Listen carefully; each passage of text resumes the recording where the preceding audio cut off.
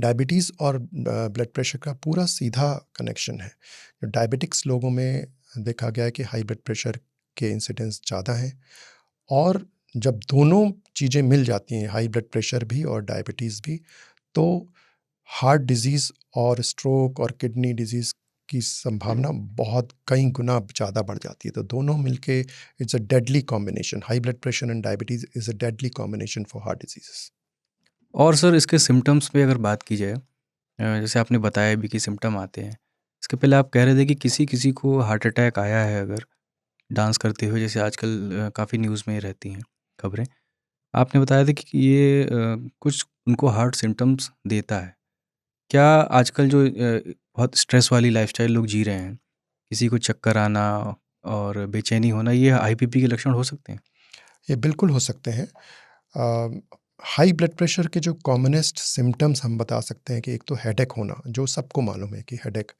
लेकिन कई बार होता है कि हेडेक भी नहीं होता और उसके बाद ब्लड प्रेशर, जैसा मैंने बताया, क्रॉनिकली अगर धीरे-धीरे ब्लड प्रेशर एलिवेट हुआ है, तो उसमें कोई भी सिम्पटम नहीं हो सकता। लेकिन कुछ सिम्पटम ऐसे हैं जो आपको इग्नोर नहीं करने चाहिए। जैसे अगर सिर दर्द आपका बना हुआ है, या आपको साँस चलने में साँस फूलती है, या चलने में सीने में जकड़न आ रही है, या पसीना आउट ऑफ प्रोपोर्शन आपको आ रहा है कि मतलब गर्मी भी नहीं है उसमें भी पसीना, तो आपको तुरंत अपने डॉक्टर से जाके जांच करानी चाहिए। बहुत सिंपल, आपको घर पे अपना ब्लड प्रेशर इंस्ट्रूमेंट से आप नापिए उसको, और अगर वो 120/80 से ज़्यादा है, तो आप you should go to a nearest doctor, और उससे आपको प्रोफेशनल एडवाइस लेनी चाहिए। अच्छा, और लोग कहते हैं कि नहीं, गुस्से से भी बीपी बढ़ता है, इसमें क्या मिथक है? जैसा पहले मैंने बताया कि जो ब्रेन है, अगर एंगर जो है उसमें हमेशा स्ट्रेस हार्मोन्स निकलते हैं, तो गुस्से से ब्लड प्रेशर का सीधा कनेक्शन है। जब भी कोई व्यक्ति एंग्री होता है, तो उस समय उसका ब्लड प्रेशर अगर नापा जाए, तो हमेशा वो बढ़ा हुआ पाया जाएगा। तो अगर क्रॉनिकली, अगर एक पेशेंट, उसको गुस्सा बहुत आता है, तो उसको हाई ब्लड प्रेशर होने की संभावना बहुत ज़्यादा है। क्या एंग्ज़ायटी और हाइपरटेंशन एक दूसरे को ट्रिगर कर सकते हैं सर? बिल्कुल करते हैं। Anxious state of mind also increases the stress hormones in the body. Cortisol levels हैं, एड्रेनलिन हैं, so they also constrict the blood vessels. उससे भी ब्लड वेसल्स ट्रांजिएंटली कंस्ट्रिक्ट होती हैं, और उसकी वजह से ब्लड प्रेशर बढ़ जाता है। सीधा सीधा रिलेशन, जैसे आपने देखा होगा, कोई भी स्ट्रेसफुल सिचुएशन होती है, उसके बाद हार्ट अटैक्स के इंसिडेंस बढ़ जाते हैं। किसी ने बहुत गम वाली दुखद समाचार सुना, स्ट्रेस हुआ एकदम से, हार्ट अटैक। शुरुआत में हार्ट अटैक उसी से होता है कि सीधा एकदम से ब्लड प्रेशर सर्ज होती है, और ब्लड प्रेशर बढ़ता है तेज़ी से, तो जो हार्ट की आर्टरीज़ में प्लाक रप्चर होता है, और उसकी वजह से हार्ट अटैक हो सकता है। सर इसके कुछ मिथ के बारे में भी बताइएगा। और जैसे गाँवों में क्या होता है कि जैसे डॉक्टर ने नमक खाने को अवॉइड करने को कहा या कम खाने को कहा, तो उन्होंने उसका अल्टरनेटिव खोज लिया, सेंधा नमक और ये सब चीज़ें। इसमें क्या सच्चाई है sir? So basically it's the sodium content of the salt. जैसे सॉल्ट का क्या होता है, सोडियम क्लोराइड। तो सोडियम कंटेंट जो है, that causes high blood pressure. तो आजकल एक पोटेशियम सॉल्ट भी आने लगा है।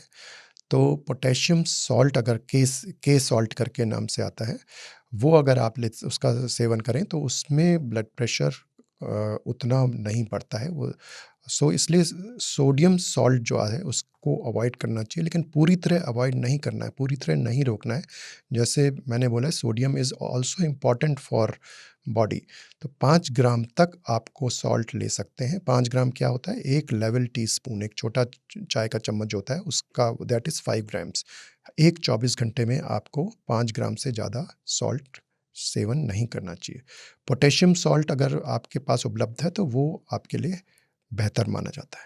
अच्छा, एक सवाल सर ये था कि क्या अ, महिलाओं में प्रेगनेंसी के दौरान अ, हाई बीपी के चांसेस रहते हैं होने के? अ, तो कुछ कैसे होते हैं? वो प्रतिशत क्रॉनिक होते हैं कि एक्यूट? नहीं, वो एक्यूट होते हैं, जो उसमें स्पेशली इन थर्ड ट्राइमेस्टर, जो उनका तीसरा और आखिरी ट्राइमेस्टर होता है, उसमें ब्लड प्रेशर जंप कर सकता है।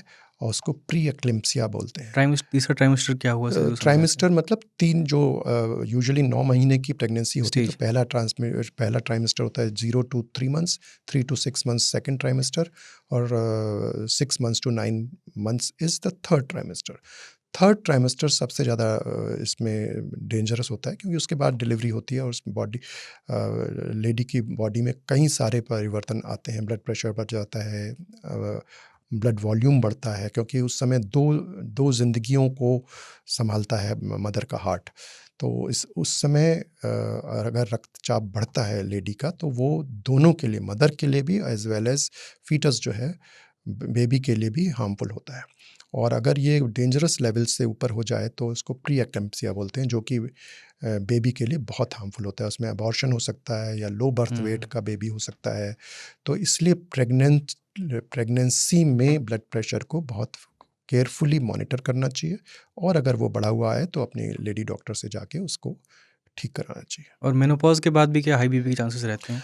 मीनोपॉज के बाद डेफिनेटली उसके बाद हार्मोनल चेंजेस कुछ होते हैं, जिससे हाई ब्लड प्रेशर की संभावना बढ़ती चली जाती है।